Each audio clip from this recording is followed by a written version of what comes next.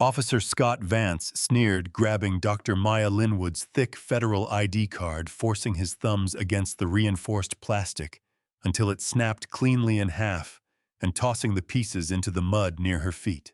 "Look at this, Cole." Vance chuckled, stepping directly into her personal space, his hand resting heavy on his holster. A black woman driving an $80,000 Escalade, waving around a shiny badge. "Did you steal this suit from a real officer's closet? Or did your drug dealer boyfriend buy it for you? People like you don't belong in federal headquarters. You belong in a cell begging for scraps." He leaned in closer, his voice dropping to a vicious whisper that made her stomach turn. "You think having dark skin and a big mouth gives you a pass in my town, girl? Out here, you're nothing but a fake. And by the time I'm done with you, no one will even remember your name." He violently spun her around, driving her face against the hot hood of the cruiser and slamming the cuffs onto her wrists. He truly believed he was putting an arrogant pretender in her place. He had no idea that every second of this humiliation was being transmitted straight to Washington. In just a few hours, the director of the FBI would go live on national television, turning this entire small-town department into a crime scene. If you don't want to miss how absolute justice was served in this unforgettable reckoning, stay tuned until the very end. Before we begin, leave a comment below letting us know where you are watching from today and what time it is in your city. And if you believe true dignity should always triumph over abuse of power. Make sure to hit that subscribe button and turn on notifications. The morning sun over Pine Ridge, Georgia, was deceptively peaceful. Crisp autumn air blew gentle dust across Main Street, where old brick storefronts stood side by side with modest gas stations and quiet diners. At exactly 8:15 a.m., Dr. Maya Linwood pulled her sleek obsidian black Cadillac Escalade into the gravel parking lot of the Pine Ridge Rest Stop and Diner. She was a 34-year-old senior behavioral analyst and special oversight envoy for the Federal Bureau of Investigation, possessing 2 master's degrees, a doctorate in forensic psychology from Johns Hopkins University, and an impeccable 12-year career in federal law enforcement. Maya stepped out of her vehicle, smoothing down the lapels of her charcoal gray tailored suit jacket. She walked into the diner, ordered a black coffee and a whole wheat toasted bagel, and paid $8.75 in cash. The middle-aged waitress gave her a polite nod, oblivious to the high-stakes federal corruption investigation that had brought Maya to this remote county. Pine Ridge was long suspected of systemic civil rights violations, fraudulent arrests, and financial extortion, targeted heavily at out-of-town travelers. Maya's mission was strictly covert conduct, preliminary interviews, and cross-examine regional arrest logs before her federal strike team arrived later that afternoon. As Maya walked back to her Escalade sipping her hot coffee, the shrill wail of a police siren shattered the quiet morning. A marked white Ford Explorer patrol unit pulled sharply behind her vehicle, blocking her exit. Dust kicked up into the air as 2 uniformed officers stepped out. The primary officer, Officer Scott Vance, was a broad-shouldered man in his late 30s with a permanent scowl and an aura of unprovoked hostility. Walking alongside him was Sergeant Derek Cole, a heavy-set officer whose hand rested menacingly on his utility belt near his leather holster. "Morning, officers," Maya said calmly, setting her coffee cup on the roof of her SUV. Her voice was steady, composed, and devoid of any fear. "Is there a problem?" Officer Vance didn't return the greeting. His eyes scanned her from head to toe, lingering on her crisp suit, her expensive leather briefcase on the passenger seat, and the deep brown shade of her skin. "We received a call about a suspicious vehicle in the area." Vance lied smoothly, his tone dripping with immediate condescension. "A stolen luxury SUV matching this exact description was reported 20 minutes ago."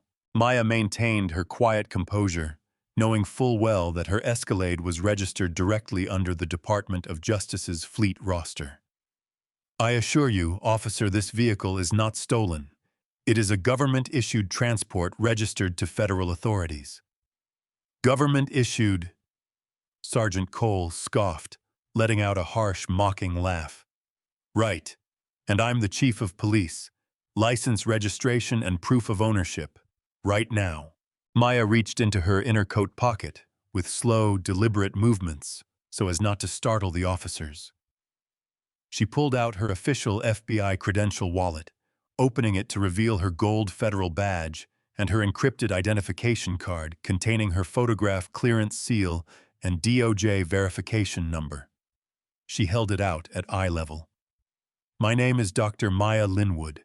I am a special envoy with the Federal Bureau of Investigation." Officer Vance blinked once, but instead of showing respect or verifying the credentials, his face twisted into an expression of pure malice. He reached out, snatched the leather credential wallet violently from her hand, and held the card up to the sunlight. "Look at this junk, Cole," Vance sneered, turning to his partner. "Some internet novelty card. You think buying a plastic badge online makes you immune to the law, girl?" "Officer, that is my official federal credential," Maya warned firmly. "You can verify my badge number immediately through the National Crime Information Center database." Instead of radioing dispatch, Vance did something unthinkable. He grabbed the heavy, custom-designed leather briefcase sitting on her passenger seat, a piece of high-grade forensic equipment worth over $4,500 containing encrypted government hard drives and diagnostic instruments. Without warning, Vance tossed the briefcase onto the rough gravel. It hit the ground with a sickening crunch.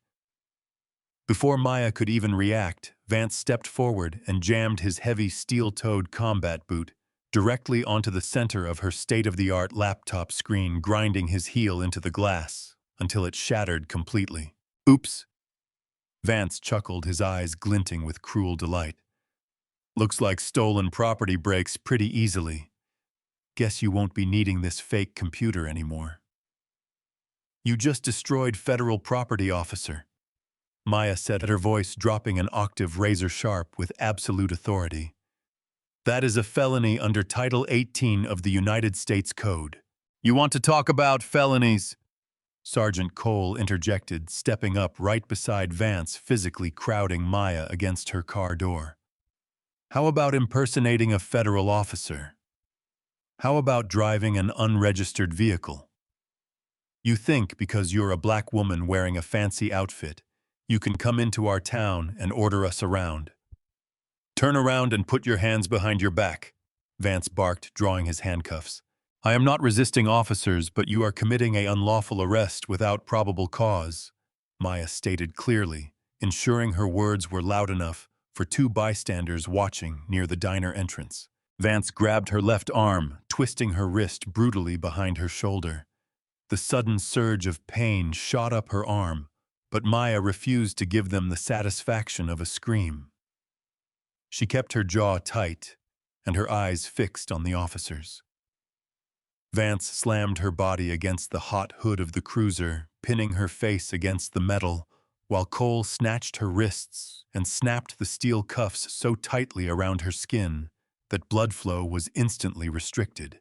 "You're going to learn a hard lesson today, girl," Vance whispered into her ear as he hauled her upright. They shoved her into the cramped plastic back seat of the patrol car, slamming the door shut behind her. As the patrol car kicked up gravel and sped toward the station, Maya sat erect, staring straight ahead through the wire partition. She didn't panic. She didn't plead. She simply memorized every badge number, every word spoken, and every face involved. The trap had been sprung, and Pine Ridge Police Department had no idea who they had just locked up. The Pine Ridge Police Station was a dingy two-story brick building that smelled faintly of stale tobacco floor wax and damp mildew. The booking area was buzzing with mundane morning activity when Officer Vance and Sergeant Cole dragged Dr. Maya Linwood through the heavy security doors. Her hands remained tightly cuffed behind her back, her wrists already showing angry red welts from the restrictive steel. "Hey everyone, look what we dragged in from the highway," Vance announced loudly to the bullpen of 6 officers resting at their desks. "Got ourselves a high-class fraudster driving an Escalade pretending to be a big-shot FBI agent." A chorus of cruel laughter erupted across the room. Several officers shook their heads in mock disbelief, tossing condescending remarks toward Maya as she was marched toward the central processing desk. Maya kept her chin held high, her posture immaculate, and her gaze unwavering. Her silence only seemed to agitate Officer Vance even more. "Sit down, Agent," Vance spat, shoving her into a cold metal chair bolted to the concrete floor. Sergeant Cole dumped her personal belongings onto the wooden desk, her wallet, her gold watch, her destroyed laptop, her DOJ cell phone, and her official federal credentials. He picked up her government-issued sidearm, a Sig Sauer P320 with federal serial engravings, and weighed it in his hand with a whistle. "Stolen firearm, too," Cole lied casually, tapping the gun against his palm. "We're going to stack so many charges on you, girl. You won't see daylight until you're 70. "Sergeant." Maya spoke up, her voice ringing out clearly across the quieted station. "Under federal law and the United States Constitution, I am demanding one phone call to my office at the Department of Justice, and I am requesting a glass of water. My wrists have been cuffed beyond lawful tension for over 40 minutes. Sergeant Cole stopped laughing. He walked slowly over to the water cooler in the corner of the room, filled a paper cup with ice-cold water, and walked back over to where Maya was seated. He held the cup inches from her face, letting her see the moisture beads on the glass. "You want a drink?" Cole asked with a cold, mocking grin. Without breaking eye contact, Cole deliberately tipped his wrist, pouring the entire cup of freezing water straight onto the front of Maya's tailored jacket and down onto her trousers. The ice cubes clattered onto her lap and rolled across the filthy floor. "Oops, my hand slipped," Cole sneered, tossing the empty cup into the trash. "There's your water, Agent. Feel free to lick it off the floor if you're so thirsty. As for your phone call, in Pine Ridge, suspects don't get phone calls until booking is finished.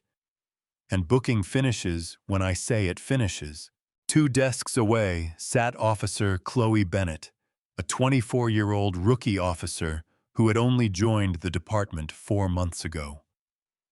Chloe watched the scene unfold, with a knot of disgust twisting in her stomach. She had joined the force to protect people. But ever since she arrived in Pine Ridge, she had witnessed Vance and Cole abuse their power against minorities and outsiders with complete impunity. But something about this woman was entirely different.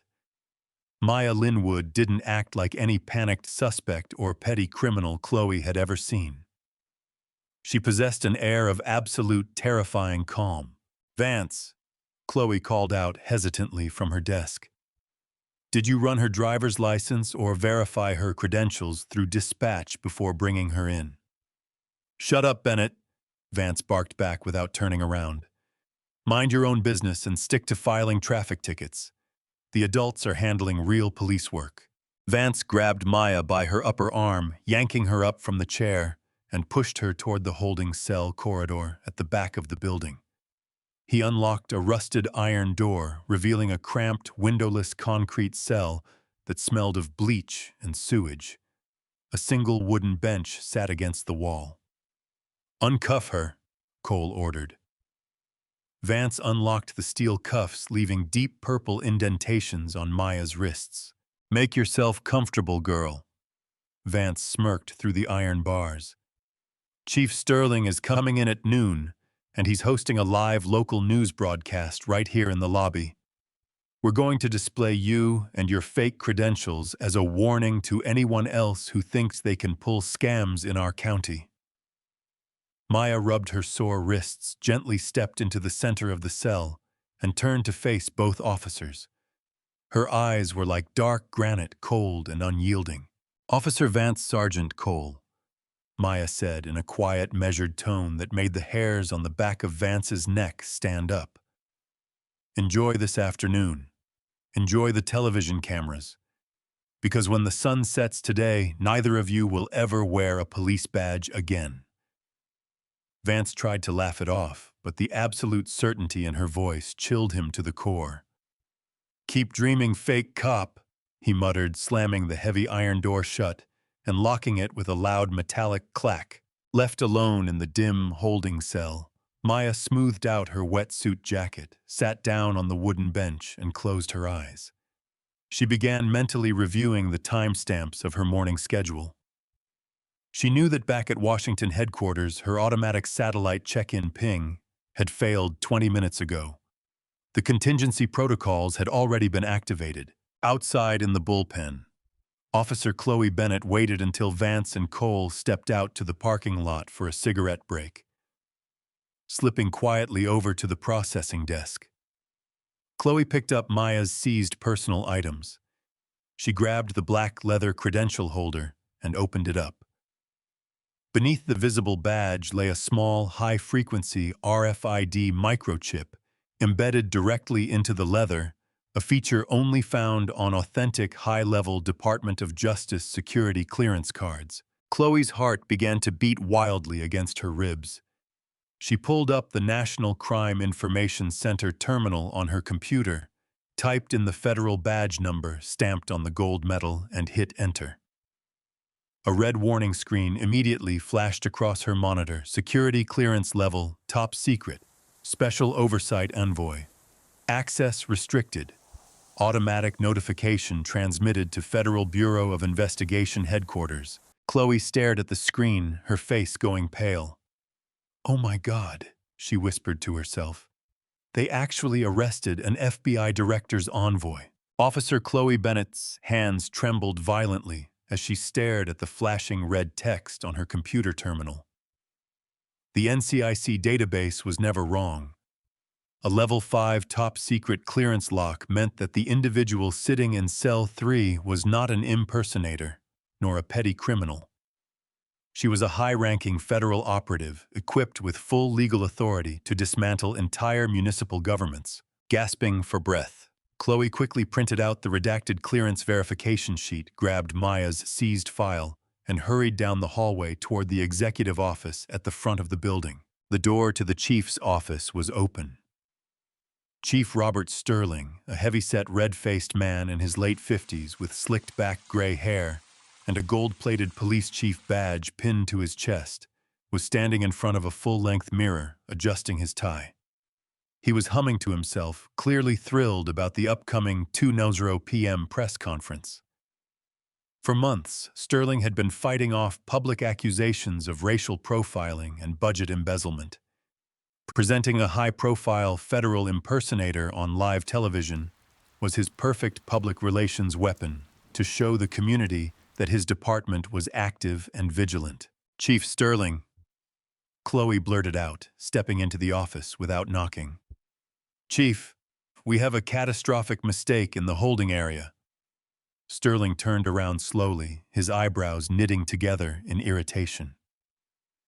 "Bennett, how many times have I told you about entering my office like a frantic child? What are you babbling about? It's the woman Vance and Cole brought in," Chloe urged, thrusting the printed NCIC paper into his hands. "Dr. Maya Linwood."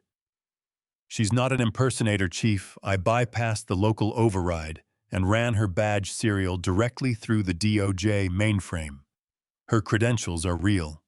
She's a senior behavioral analyst and special oversight envoy for the FBI." Chief Sterling took the paper, squinted through his reading glasses, and scanned the text. For a fraction of a second, a flicker of doubt crossed his face, but his deep-seated arrogance quickly reclaimed control. He threw the paper casually onto his desk and let out a dismissive grunt. "Don't be naive, Bennett." Sterling snorted, walking back to his mirror to straighten his collar. "Anyone with a basic computer science degree can hack a regional database or forge an NCIC ping. You think an actual FBI envoy travels alone to a small town without a motorcade or prior notice to my office?" She's a clever con artist who used an encrypted proxy card to scare rookie cops like you.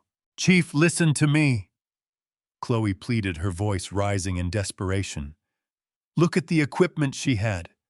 Look at the satellite telemetry units in her vehicle. If she is who the system says she is, holding her here without counsel violates dozens of federal statutes. That is enough, Sterling boomed, turning around and slamming his hand onto his mahogany desk. I run this department, Officer Bennett, not you, and certainly not some arrogant outsider who thinks she can breeze into Pine Ridge and disrespect my officers. Vance and Cole made a lawful arrest based on suspicion of a stolen vehicle and a forged badge. So what are you going to do? Chloe asked, horror creeping into her tone. I'm going to do exactly what I planned. Sterling sneered, a cruel smile spreading across his face. We are keeping her locked in that cell for the next 48 hours to teach her some humility. And at 2 o'clock today, when Channel 5 News arrives for our live broadcast, she is going to stand beside me in handcuffs while I demonstrate to this county how we deal with fraudsters. Now get back to your desk before I write you up for insubordination. Defeated and sickened, Chloe backed out of the office. She walked down the quiet holding cell corridor, stopping outside cell 3. Inside, Maya was sitting calmly on the wooden bench, resting her back against the cool concrete wall.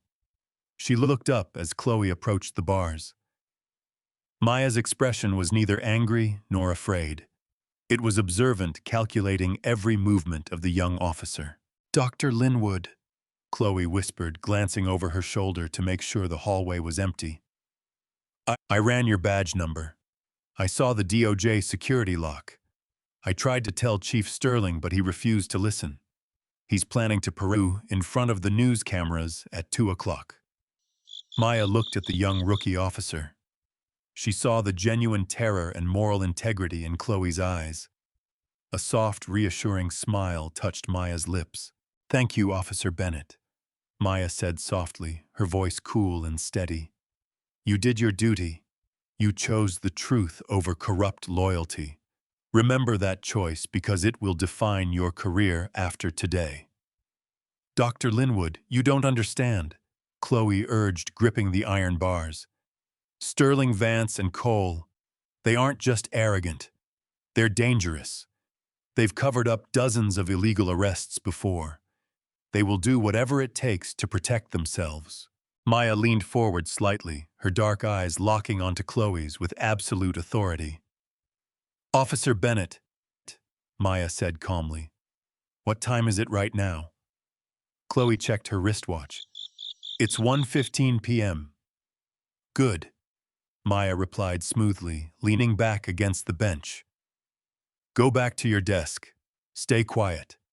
And at 2:00 p.m., when Chief Sterling turns on the television monitors for his grand press conference, make sure you are standing near the door. Chloe frowned in confusion. Why, what happens at 2 o'clock? Maya closed her eyes, a calm, terrifying confidence radiating from her posture. At 2 o'clock, Maya whispered, the Federal Bureau of Investigation will answer my missed check-in. By 1:30 p.m., the atmosphere outside the Pine Ridge police station had shifted from quiet apathy to volatile tension. What Officer Vance and Sergeant Cole had assumed was an isolated, easy arrest of a defenseless outsider had rapidly spiraled beyond their control. An elderly woman who had been leaving the diner earlier that morning had recorded the entire encounter on her smartphone. The video showing Officer Vance smashing Dr. Maya Linwood's forensic laptop, screaming racial slurs and twisting her arm behind her back while she remained completely passive, had been uploaded to social media. Within 3 hours, the footage had amassed over 1 million views, drawing outraged comments from civil rights organizations, legal scholars, and citizens across the country. A crowd of over 200 local residents, activists, and regional reporters had assembled outside the station steps. Banners demanding police accountability fluttered in the afternoon breeze, and chants of justice for Dr. Linwood echoed against the brick facade. Satellite news vans from regional television networks were parked along Main Street, raising their high-definition broadcast antennas to relay live feeds nationwide. Inside the station bullpen, the phones were ringing off the hook. Switchboards flashed bright red as calls flooded in from state representatives, federal civil rights lawyers, and furious citizens. Officer Vance slammed his hand down on his desk, his face flushed red with growing agitation. "Who leaked that video?" he growled, pacing back and forth across the linoleum floor. "Some nosy busybody at the diner think they can intimidate us with internet views. This is our jurisdiction." "Shut those phones off," Sergeant Cole barked at a panicked dispatcher. "We don't answer to internet mobs, we have a protocol." In his executive office, Chief Robert Sterling stood by the window, peering through the blinds at the swelling crowd outside. Sweat glistened on his forehead, but his stubborn pride refused to let him back down. He believed that if he admitted a mistake, now his career, his upcoming re-election, and his total control over Pine Ridge would crumble instantly. He needed to double down. He needed to frame Maya as a dangerous, sophisticated criminal before the public narrative swallowed him whole. "Vance Cole, get in here!" Sterling shouted through his open door. The two officers hurried into the office, closing the door behind them. "Listen to me carefully," Sterling said, his voice low, sharp, and frantic. "The press is outside. Channel 5 is setting up their live cameras in our lobby right now. We are going live on air in 20 minutes. We aren't just charging her with impersonation anymore." Vance narrowed his eyes. "What do you mean, Chief?" Sterling reached into his desk drawer and pulled out a small, sealed plastic evidence bag containing a white, powdered substance. "We found this in her luxury SUV during search and seizure." Sterling lied, his eyes cold and unblinking. "Possession with intent to distribute. That explains how a black woman in her 30s affords an $80,000 Escalade and a fancy suit. She's a high-level drug trafficker using fake FBI gear as a cover story." Officer Vance gasped slightly, a wicked grin slowly spreading across his lips as he realized the brutal genius of the chief's plan. "That's brilliant, Chief. That destroys her credibility before her lawyers even reach the county line." "We parade her out into the lobby in front of every camera crew," Sterling ordered, stepping closer to Vance. "We lay out her fake badge, her destroyed laptop, and this bag of evidence on the conference table. I'll make the formal announcement myself. By the time Washington even processes her paperwork, the news will already have branded her a felon." Standing near the hallway archway, Officer Chloe Bennett caught a glimpse of the plastic bag through the crack in the chief's door. Horror washed over her like an icy wave. They weren't just abusing their power. They were planting fabricated evidence on a federal official to save their own skins. Her hands shook as she clutched her notepad. She knew that if she spoke out now within this building, Vance and Cole would destroy her career or worse.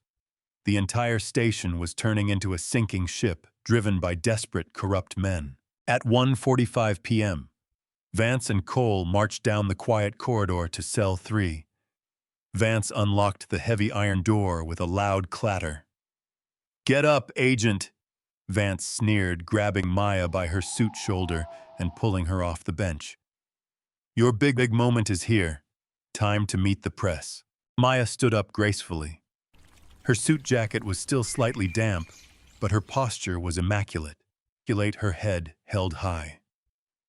She offered no physical resistance as Cole snapped the steel handcuffs back onto her wrists, pulling them tight. "You look nervous, girl," Cole mocked, leaning in close.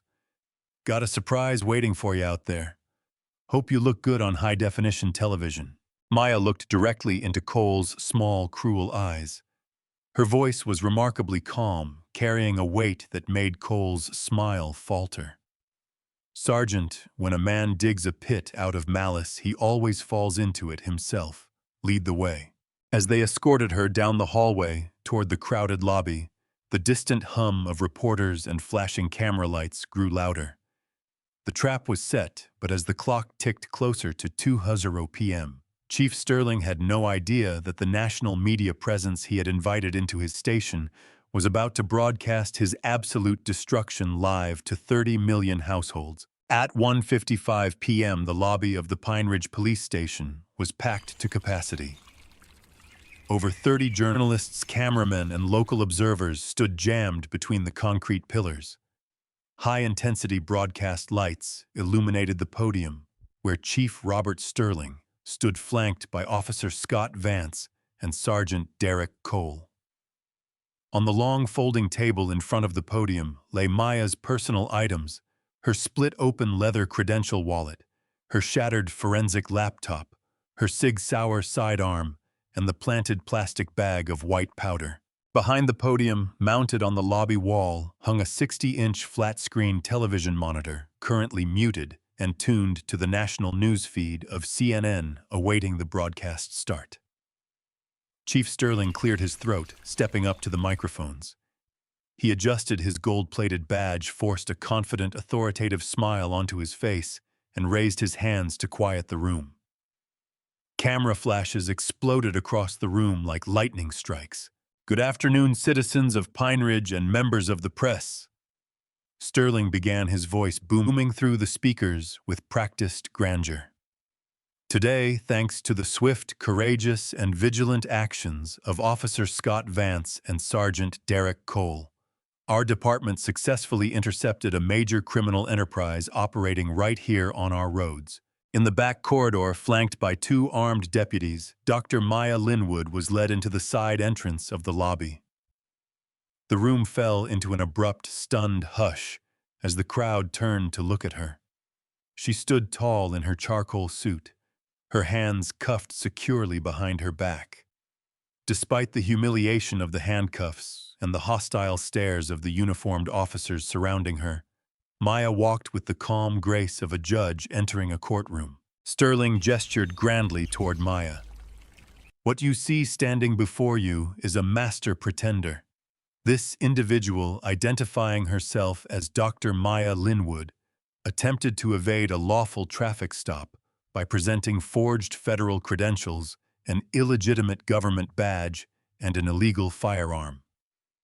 Furthermore, upon searching her vehicle, our officers uncovered a substantial quantity of illicit narcotics." A collective gasp echoed through the lobby. Reporters immediately began shouting questions, their microphones thrust forward. "Chief Sterling," a local reporter yelled above the noise. "The suspect claims to be a senior behavioral analyst for the FBI. Has your office verified her identity with federal authorities?"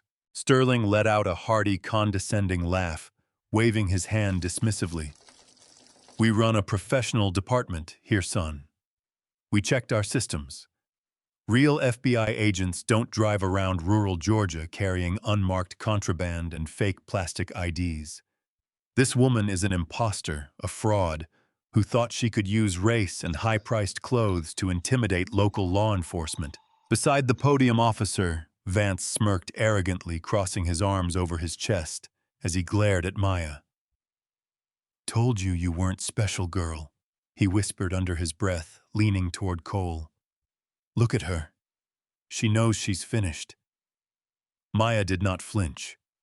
She stepped forward slightly, her dark eyes locking directly onto Chief Sterling. Her voice cut through the clamor of the room like a cold steel blade, clear, precise, and resonant. "Chief Robert Sterling." Maya spoke her words captured clearly by every active microphone in the room. "You have knowingly uttered false statements before the public. You have fabricated evidence on federal property, under Title 18, Section 1001 of the United States Code. Every word you have just spoken is being recorded as evidence in an ongoing federal prosecution." Sterling's face flushed dark red. "Silence the suspect," he barked at the deputies. "She does not have the floor." Before the deputies could touch her, a sharp, piercing chime echoed from the 60-inch television monitor mounted on the wall behind Sterling. The muted CNN news ticker suddenly flashed bright yellow, special breaking news live from Washington, D.C. FBI Director addresses national security incident. The lobby audio system automatically unmuted as the broadcast feed took over the station's monitors. The room fell instantly silent. The chatter of reporters stopped dead. On the screen stood Director Arthur Vance, the director of the Federal Bureau of Investigation, standing at the formal press briefing podium inside FBI headquarters in Washington, D.C., flanked by dozens of senior federal agents and representatives from the United States Department of Justice. His face was stern pale with anger and unyielding. "Good afternoon, America!" Director Vance's voice echoed loudly through the Pine Ridge Police lobby speakers. 15 minutes ago, the Department of Justice activated an emergency federal oversight protocol following the unlawful detention and assault of one of our nation's most distinguished public servants. Chief Sterling froze mid-sentence. His eyes widened behind his reading glasses as he slowly turned his head to look at the television screen. Beside him, Officer Vance's arrogant smirk instantly vanished, replaced by a sudden creeping dread. Earlier today, in Pine Ridge, Georgia, Director Vance continued on live television, holding up a high-resolution photograph on the screen. Dr. Maya Linwood, Senior Behavioral Analyst, Special Oversight Envoy to the Attorney General and lead investigator for the Federal Judicial Corruption Task Force, was illegally intercepted, physically assaulted, and unlawfully detained by local police officers. Director Vance raised his hand, holding up a duplicate of Maya's federal credentials for the world to see. Dr. Linwood's identity, her rank, and her absolute federal authority are hereby confirmed live to the nation, Director Vance declared, his voice trembling with icy rage. To the corrupt officers currently holding her in custody in Pine Ridge, your department is now surrounded. Stand down immediately. The lobby of the Pine Ridge police station went utterly, terrifyingly silent. Nobody dared to breathe. The silence inside the lobby of the Pine Ridge police station was so absolute that the hum of the fluorescent lights sounded like a roar. Chief Robert Sterling stood paralyzed beside the podium, his mouth hanging half open, his face drained of all color. Beside him, Officer Scott Vance and Sergeant Derek Cole looked as if they had been struck by lightning. Vance's hands began to tremble uncontrollably at his sides as he stared at the television screen where the director of the FBI was still speaking live to millions of viewers worldwide.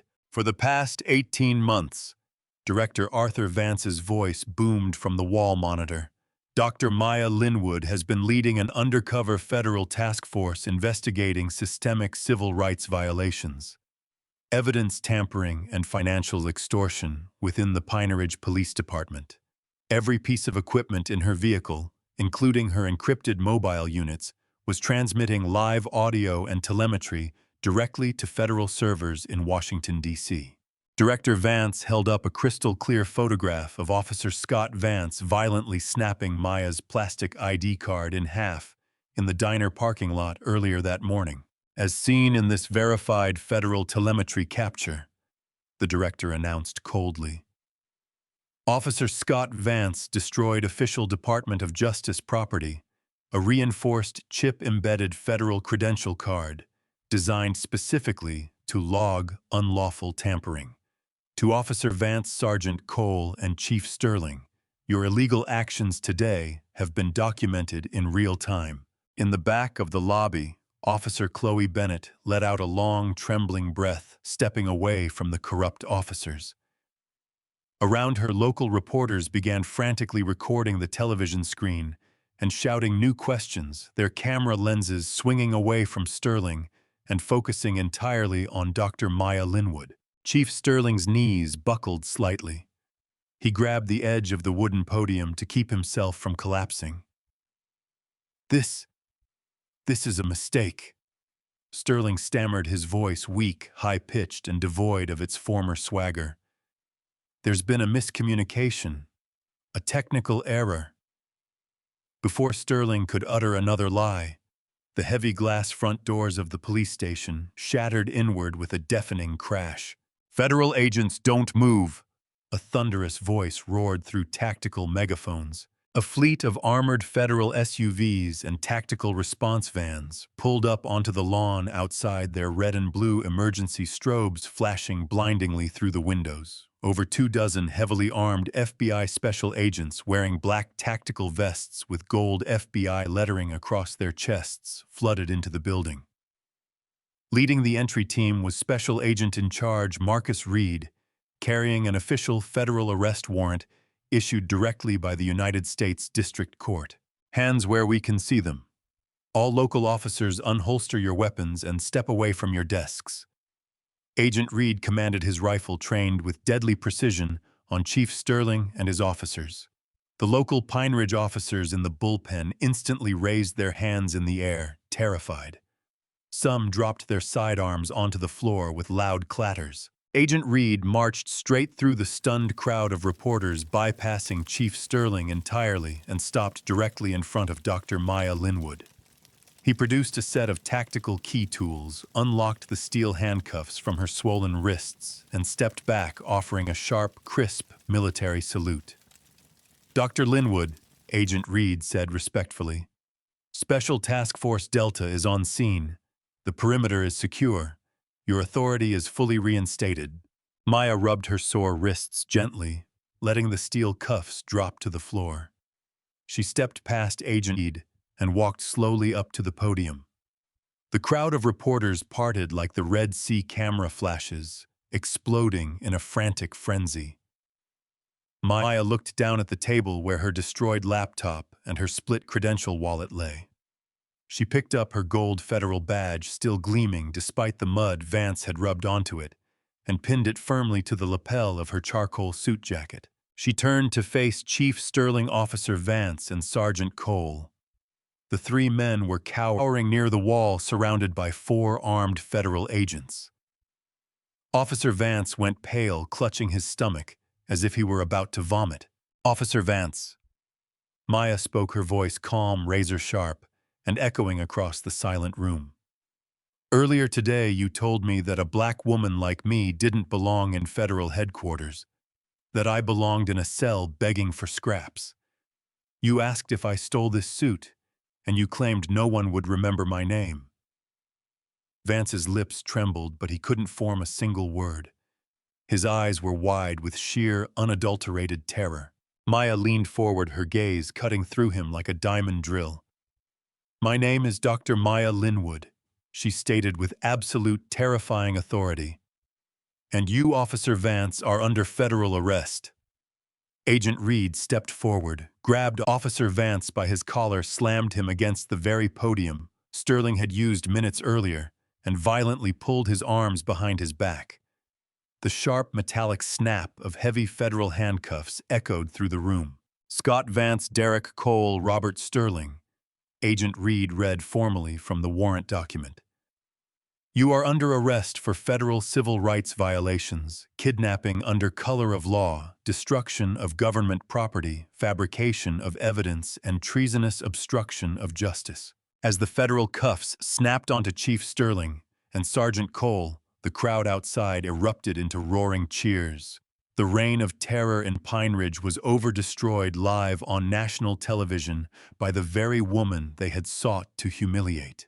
The lobby of the Pine Ridge police station turned into an active crime scene of a completely different nature. The very floor where Chief Robert Sterling, Officer Scott Vance, and Sergeant Derek Cole had bullied innocent citizens for years was now filled with federal forensic technicians documenting every inch of corrupt evidence. Special Agent in Charge Marcus Reed personally guided Chief Sterling toward the central processing desk, the exact desk where Sterling had mocked Dr. Maya Linwood just 2 hours prior. "Get your hands off me," Sterling rasped, trying desperately to pull away, though his voice cracked with pathetic weakness. Sweat ran down his neck, soaking his crisp uniform collar. "I am the Chief of Police. You have no authority in my municipal jurisdiction." "Chief Sterling," Agent Reed replied coolly, forcing Sterling down onto the hard wooden chair. Under Title 18 of the United States Code, federal jurisdiction supersedes municipal authority when law enforcement officers engage in criminal conspiracy. You are currently facing 45 years in federal penitentiary without the possibility of parole. I suggest you keep your mouth shut. Beside him, Officer Scott Vance was trembling so violently that two federal agents had to hold him upright. His face was a ghostly, sickly white. The arrogance that had defined his demeanor during the morning stop had completely vanished, replaced by a desperate, sniveling terror. He stared at the floor, refusing to look at the dozens of news cameras recording his downfall. "Please," Vance whimpered, his voice barely audible over the chatter of the room. "Please, Dr. Linwood. It was a misunderstanding. I was just following orders from the chief. I didn't know who you were." Dr. Maya Linwood walked slowly over to Vance, stopping mere inches from where he sat cuffed. Her charcoal suit jacket was straight, her posture commanding, and her gold FBI badge gleamed under the bright television lights. She looked down at him with a quiet, penetrating stillness that made Vance flinch. "You were not following orders, Officer Vance," Maya said, her voice dropping into a razor-sharp register that resonated across the hushed room. "When you smashed my computer with your boot, you were not following orders. When you insulted my race, mocked my dignity, and tried to strip away my human rights. You did it because you believed you held absolute power over a helpless victim.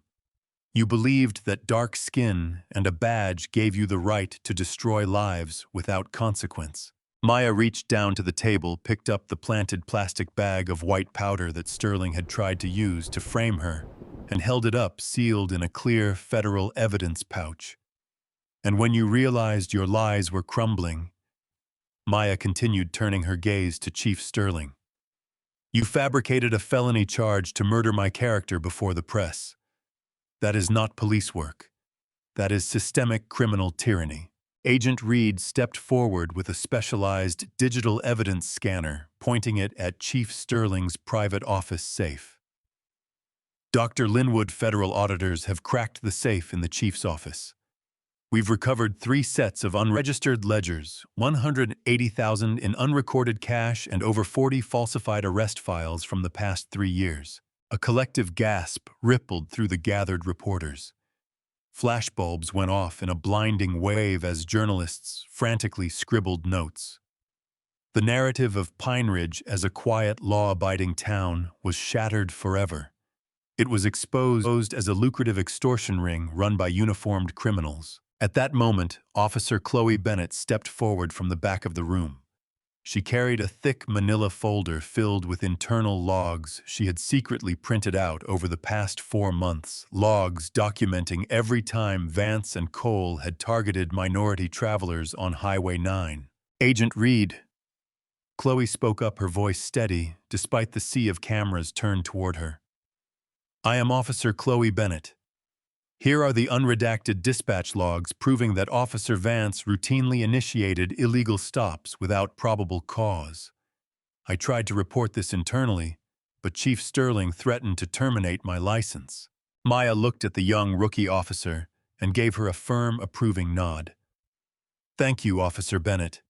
Your courage today saved this investigation from procedural delay.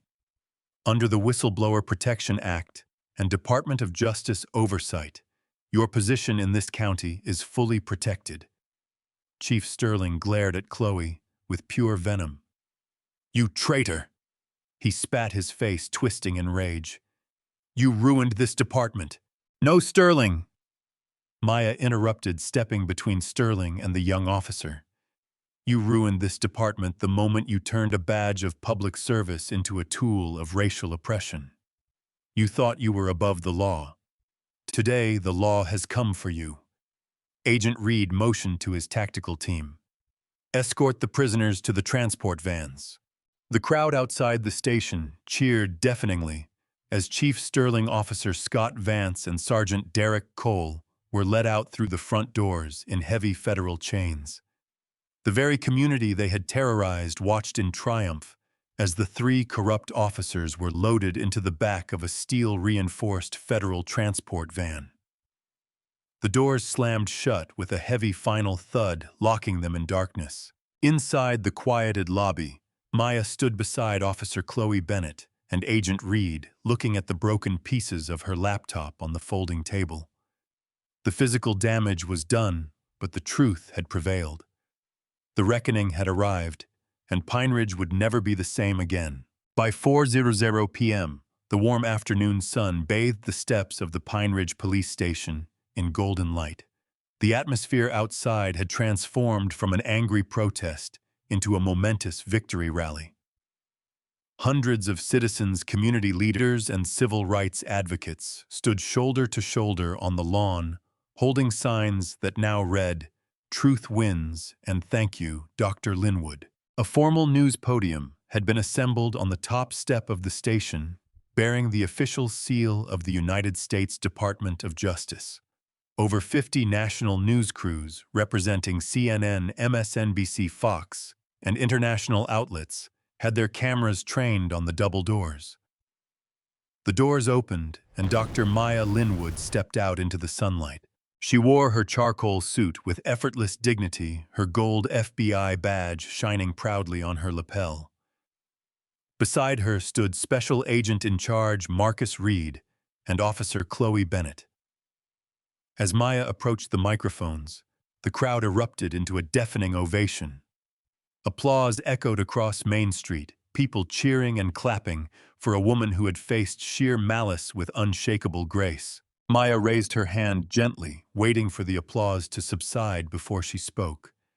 When she stepped up to the microphones, a hush fell over the entire town. Members of the press, citizens of Pine Ridge, and viewers across America. Maya began, her voice carrying a deep, resonant authority that commanded every heart present. 7 hours ago, on a quiet street in this town, I was stopped, insulted, physically assaulted, and falsely accused of impersonating a law enforcement officer. I was told that because of the color of my skin and the luxury vehicle I drove, I did not belong in a suit, that I belonged in a cell begging for scraps. She paused, letting her eyes sweep across the crowd, meeting the gazes of young black children standing on their parents' shoulders. Elderly residents who had suffered decades of quiet oppression, and national reporters waiting for her words. What happened to me today was not an isolated incident. Maya continued, her tone sharp, clear, and powerful. It was the symptom of a disease that has infected too many corridors of power across our nation. The arrogant belief that a uniform grants impunity and that human dignity can be stripped away based on prejudice. Officer Scott Vance, Sergeant Derek Cole, and Chief Robert Sterling believed that their badges made them untouchable. They believed that power belonged to the bully. Maya leaned closer to the microphones, her expression unyielding. Today, the Federal Bureau of Investigation sent an unmistakable message to every corrupt official in this country. She declared, her voice ringing out like a brass bell. A badge is not a shield for hatred. Authority without justice is tyranny. And no officer, no matter his title, his town, or his tenure, is above the Constitution of the United States.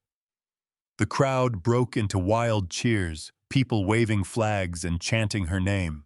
Effective immediately, Maya announced, raising her hand to continue. Under order of the Attorney General of the United States. The Pine Ridge Police Department has been placed under full federal receivership. The municipal police charter is suspended. All active officers will undergo immediate federal background checks and civil rights retraining.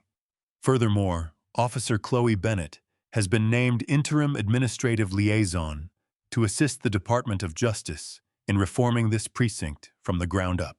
Chloe Bennett stepped forward, taking a deep breath as the crowd applauded her bravery. The young officer looked at Maya with tears of gratitude in her eyes, knowing she was part of a historical turning point. To the people of Pine Ridge, Maya said, her voice softening with genuine empathy. You no longer have to walk your streets in fear. Your rights are restored. Your dignity is recognized. And the system that harmed you is being rebuilt. 6 months later, the federal trials of Robert Sterling, Scott Vance, and Derek Cole concluded in the United States District Court in Atlanta. Before a jury of their peers, all three men were convicted on multiple federal felony counts, including civil rights violations under color of law, evidence fabrication, and conspiracy. On the day of sentencing, Judge Sarah Jenkins addressed the defendants before delivering the court's verdict. You took an oath to protect the public. Instead, you acted as predators in uniform.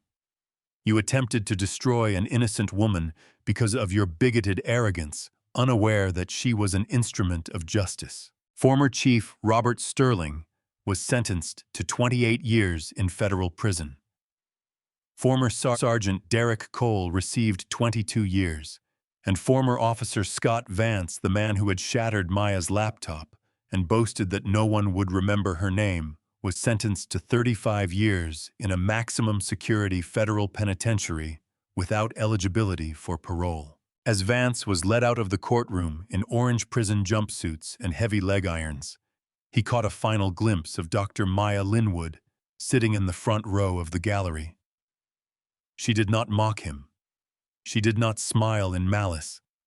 She simply watched him go with the quiet, tragic calm of absolute justice fulfilled. 1 year after the dramatic events that transformed Pine Ridge, Georgia, the small town looked and felt entirely different. The old dilapidated brick police station on Main Street had undergone a complete physical and structural renovation.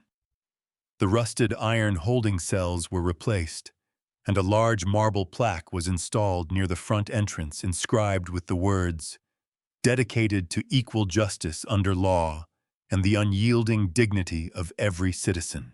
The department was now operated under the permanent oversight of the Federal Judicial Integrity Board. Officer Chloe Bennett, having completed specialized federal training in Washington, D.C., had been officially promoted to Captain of Operations.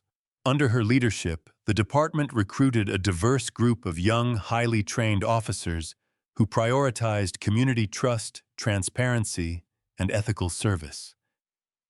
Traffic stops were conducted with strict body camera protocols, and civil rights complaints dropped to zero. The case of Dr. Maya Linwood became a landmark legal precedent taught in police academies and law schools across the United States. It inspired the passage of the Linwood Oversight Act, a federal law requiring independent real-time digital auditing of all municipal police evidence lockers and credential verification databases to prevent local abuse of power. On a crisp, sunny autumn morning, exactly 12 months after her arrest, Dr. Maya Linwood returned to Pine Ridge.